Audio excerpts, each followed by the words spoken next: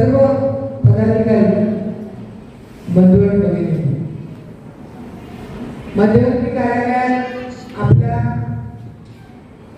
आज शुभारंभ करण्याचं कारण निवडणुकीमध्ये 102 उमेदवार आहेत. आज कोणत्याही उमेदवाराला इथे कार्यालयाच्या उद्घाटनासाठी आपण आमंत्रित केलेलं नव्हतं. कारण उमेदवारांचा हा काळ सकाळी आणि संध्याकाळी त्यांच्या प्रचार यात्रा, घरोघरी जाऊन भेटीगाठी घेणं, प्रभागाचा संपर्क अतिशय कमी कालावधीत त्यांना मिळालेला आहे. जवळजवळ 40 ते 42 हजार मतदारांचा एकूण प्रभाग असल्यामुळे त्यांना संपर्कामधून इथे कार्यालयाच्या उद्घाटनासाठी 2 तास त्यांना इथं बोलवायचं, त्यापेक्षा त्यांनी आपल्या मतदारसंघामध्ये काम करावं म्हणून आपण त्यांना इथे बोलवलं होतं. त्याचबरोबर त्या उद्घाटनाच्या कार्यक्रमासाठी माननीय पालकमंत्री जयकुमार गोरे भाऊ इथे उपस्थित राहणार होते, परंतु अचानक त्यांच्या मतदारसंघातून त्यांना फोन आला आणि ते गेले. परगावी गेल्यामुळे ते इथे उपस्थित राहू शकलेले नाही.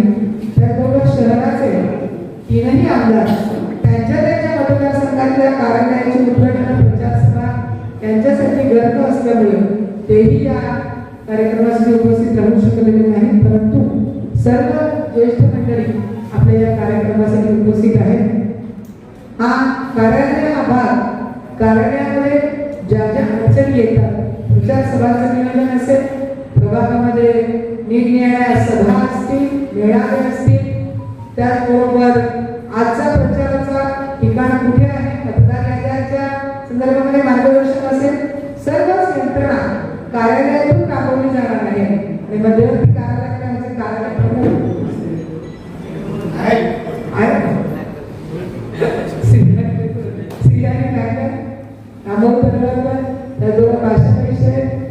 आमचे रुद्रेश गोडावणी,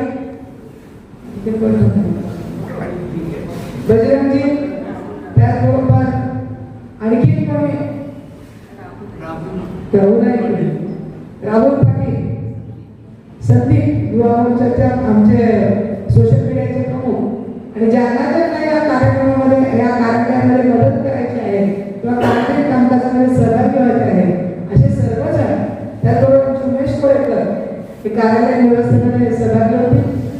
ज्यांना ज्यांना या कार्यक्रमामध्ये सहभागी व्हायचे तेही इथे उपस्थित राहतील. आता माझ्या अगोदर सर्वच नेत्यांनी भारतीय जनता पार्टी राष्ट्रीय आणि केंद्रीय पातळीवर आणि महाराष्ट्राच्या पातळीवर जे काम केलेलं आहे माननीय नरेंद्रभाई मोदी, त्याचबरोबर देवेंद्रजी फडणवीस यांनी केंद्रातून विकासाची गंगा जी महाराष्ट्रात आणलेली आहे, तीच विकासाची गंगा आमच्या शहराचे पालकमंत्री माननीय जयकुमार गोरे भाऊ यांनी सोलापूर शहराच्या विकासाचा जो धडाका लावलेला आहे, 3ही आमदारांच्या माध्यमातून तो विकास साधण्याचा जो प्रयत्न झालेला आहे, त्याचबरोबर जी कामं सोलापूर शहराच्या विकासाच्या दृष्टीने आता सुरू आहे, मग ते IT पार्क असेल, विमान सेवा असेल, 2 ठिकाणी विमान सेवा सुरू झालेली आहे, 3 ठिकाणची विमान सेवा येत्या काळामध्ये तिरुपती असेल, बेंगलोर असेल, हैदराबाद असेल, त्या 3ही ठिकाणच्या विमान सेवा थोड्या दिवसात सुरू होणार आहे. त्याचबरोबर IT पार्क जे आहे त्याची जागा निश्चित झालेली आहे, त्याचे इन्फ्रास्ट्रक्चर सुरू करण्याचं काम, तयार करण्याचं काम निवडणुकीच्या नंतर सुरुवात होणार आहे. त्याचबरोबर शहरामध्ये जी लाडक्या बहिणींची योजना आहे, 100% भगिनी ज्या 50% मतदार आहेत, त्या सर्व भारतीय जनता पार्टीच्या बरोबर आहे.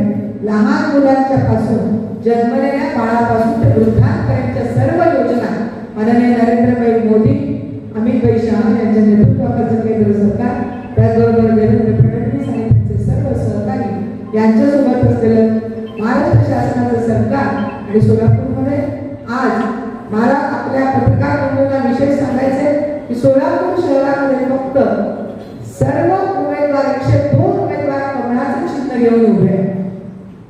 बऱ्याच ठिकाणी शिवसेनेबरोबर, RPI बरोबर, अजित पवारांच्या रोडवर युती झाली असेल, परंतु सोलापूर शहरामध्ये फक्त भारतीय जनता पार्टीचे 102 उमेदवार कमळाच्या चिन्हावरती उभे आहेत. त्यामुळे सर्वांनी आपल्या भागामध्ये कमळाच्या चिन्हावरचे जे उमेदवार आहेत त्यांना निवडून द्यायचे. आम्ही घोषणा केलेली आहे, जनसभेने मोहितेंनी सांगितलं की 75 पार आम्ही नक्की करू, परंतु शहरामध्ये आपल्या पत्रकार